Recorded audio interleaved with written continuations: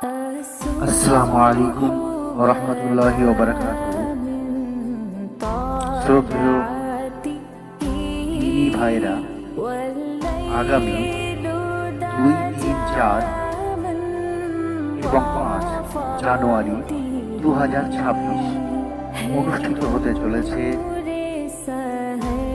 হুগলি জেলার দাসপুর থানার অন্তর্গত কুইনানে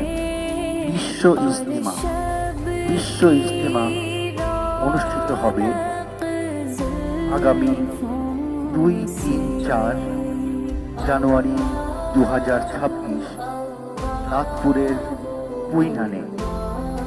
আপনাদের সকলকে আমন্ত্রণ এবং শুভেচ্ছা জানাই।